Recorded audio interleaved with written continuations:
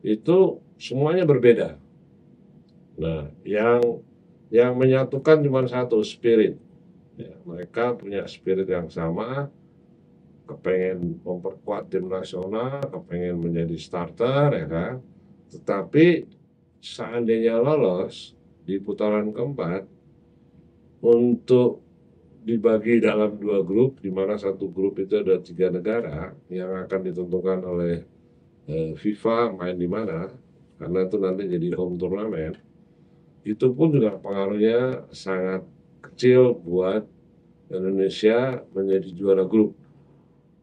Sementara pemain-pemain yang di Liga Indonesia standarnya seperti penggemar Ceceme Channel ini lihat bahwa situasi, kondisi, budaya Liga Indonesia tidak pernah sehat.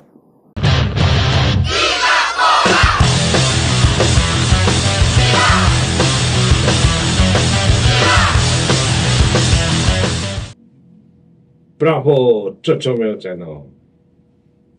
Hari ini Ceceme Channel akan membedah analisis, prediksi maupun peluang tim nasional Indonesia yang akan menghadapi sisa 4 pertandingan di putaran ketiga grup C zona Asia.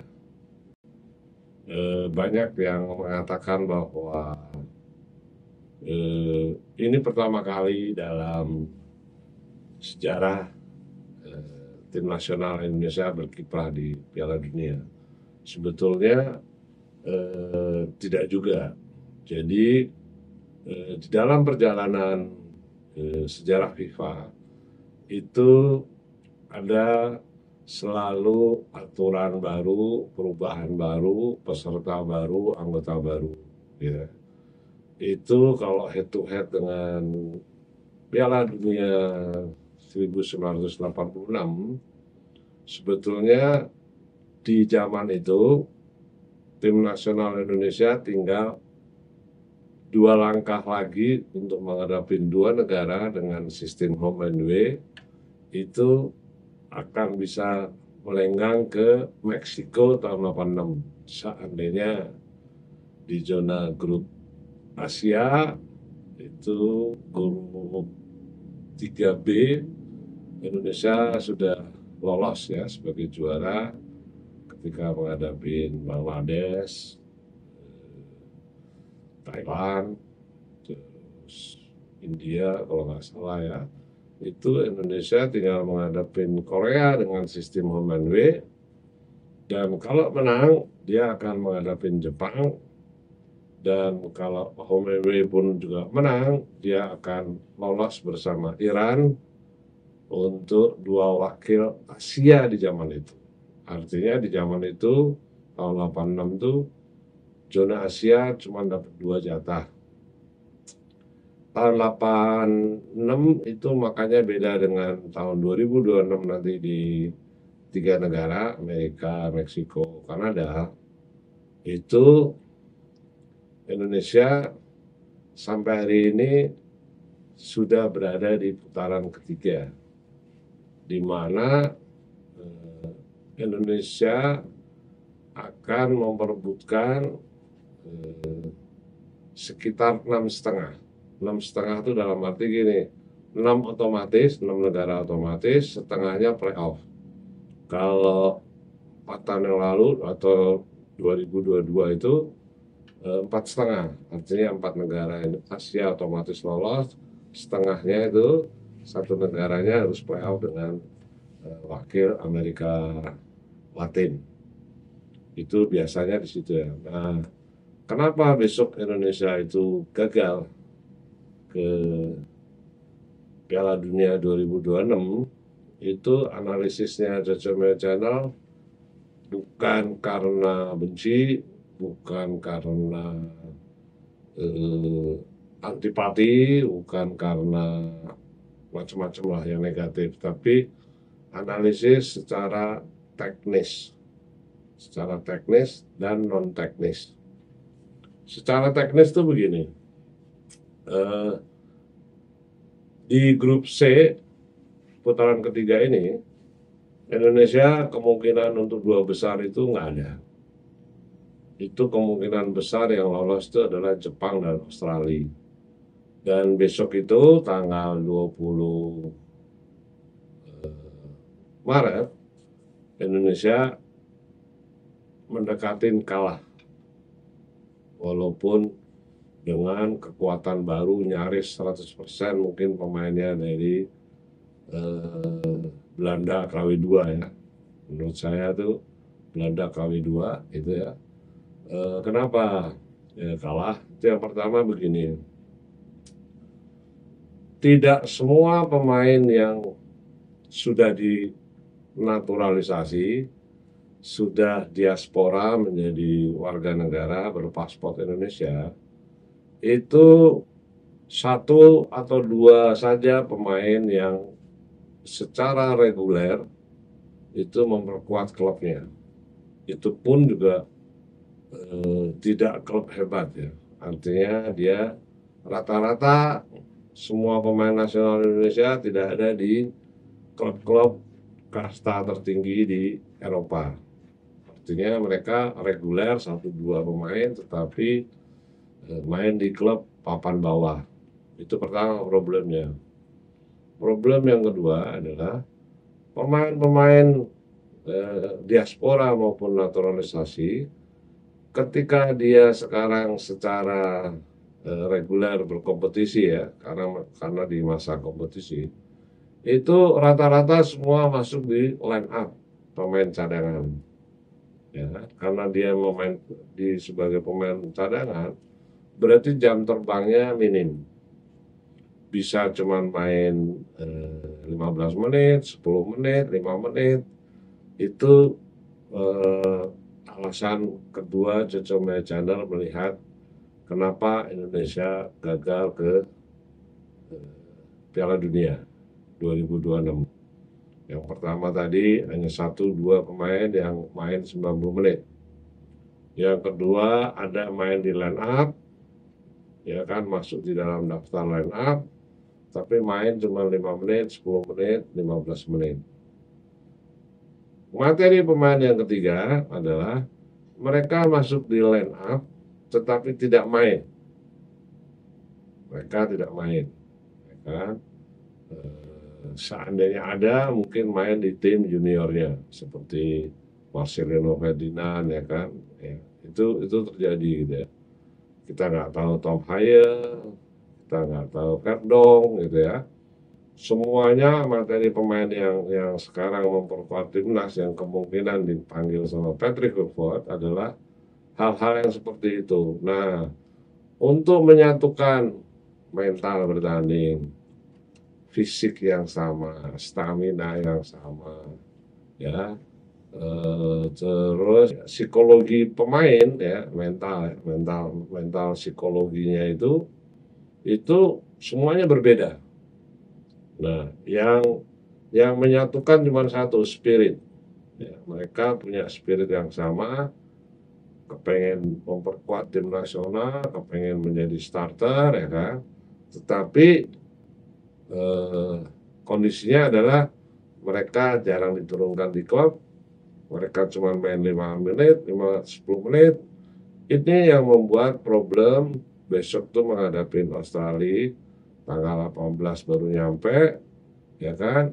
Itu yang semuanya menjadi catatan Jojo Channel kenapa Indonesia gagal lolos di putaran ketiga. Artinya ada kemungkinan bisa masuk ke putaran keempat dengan catatan jika menghadapi Bahrain di GBK itu menang. Tetapi Bahrain di akhir 3 bulan terakhir itu sepertinya semakin solid ketika dia menjuarai Gulf Cup ya itu kejuaraan turnamen antar negara-negara Asia Tengah yaitu Asia dari bangsa-bangsa Arab ya itu Bahrain juara Nah, itu pengaruhnya besar sekali untuk motivasi pemain dan ofisial Bahrain untuk mengalahkan Indonesia. Itu yang menurut Cocomedia Channel perlu diantisipasi, walaupun sebelumnya Bahrain akan menghadapi Cina dan Jepang juga ya. Itu kira-kira seperti itu. Artinya Indonesia jika diprediksi tetap di putaran keempat, itu pengaruhnya besar sekali karena ada 2 sampai 3 negara di grup A, grup B, sama grup C itu punya kekuatan yang merata. Ambil contoh lah grup A. Itu seandainya ada yang urutan ketiga, 4, 5 yang masih berebut untuk posisi 3, 4, itu Uni Emirat Arab yang pernah 2 kali lolos Piala Dunia. Terus Qatar, ya kan? Terus yang ketiga Kyrgyzstan, ya. Itu juga punya kekuatan yang lumayan. Di grup B ada Oman, ada Kuwait, ya kan, yang juga punya kekuatan yang standar di kira-kira di grup B itu urutan 3 dan 4 ya. Sementara di Indonesia yang ada di grup C itu antara Arab Saudi, Indonesia, dan Bahrain. Jadi seandainya lolos di putaran keempat, untuk dibagi dalam 2 grup, di mana satu grup itu ada 3 negara yang akan ditentukan oleh FIFA main di mana, karena itu nanti jadi home turnamen, itu pun juga pengaruhnya sangat kecil buat Indonesia menjadi juara grup, gitu ya. Seandainya Indonesia itu runner up grup di putaran keempat nanti, itu juga punya tantangan yang berat sekali sebelum menghadapi, kalau jadi pemenang itu harus menghadapi satu wakil yang kemungkinan besar dari Amerika Latin. Nah, Amerika Latin itu bisa Peru, bisa Paraguay, bisa Venezuela. Artinya di sana itu seperti Brasil, Kolombia, Argentina, Uruguay, itu kan standar langganan Piala Dunia ya. Tapi mungkin yang nomor 6, nomor 7 gitu ya, itu kemungkinan negara seperti Peru, Paraguay lah. Paraguay udah lama nggak lolos ya. Hampir 20 tahun terakhir nggak pernah lolos ke Piala Dunia. Nah, ini yang mempengaruhi bahwa tadi pertama, semua materi yang dipanggil Patrick Fulford itu tidak punya keseragaman dalam recovery pemain, recovery individu, terus jam terbang individu, maupun cara Patrick Fulford melatih sebuah taktik strategi yang dimana para pemainnya pasti butuh waktu untuk mengetahui sebetulnya Patrick Fulford seperti apa, karena tidak ada parameter Patrick Fulford pegang tim mungkin biasa-biasa saja ya di kasta terendah, tapi Patrick Fulford nggak pernah mengasuh sebuah negara yang di papan atas, kecuali waktu itu jadi asisten ya. Kira-kira seperti itu. Jadi faktornya adalah keseragaman pemain tidak sama. Mereka ada yang nggak pernah bermain secara reguler. Yang kedua, formasi pemain tidak pernah lama disentuh, karena zaman dulu pelatnas bisa jangka panjang, bisa 2 minggu, 3 minggu. Di zaman modern, FIFA tidak pernah memberi waktu selain 5 hari sebelum kick off. Itu sangat mempengaruhi hubungan komunikasi dengan antar pemain yang karena baru semua ya, baru saling kenal, ada yang mungkin sudah pernah kenal tapi baru tidak besok itu ada pemain baru ya kan. Sementara pemain-pemain yang di Liga Indonesia standarnya seperti penggemar Ceceme Channel ini lihat bahwa situasi kondisi budaya Liga Indonesia tidak pernah sehat. Adios Ceceme Channel.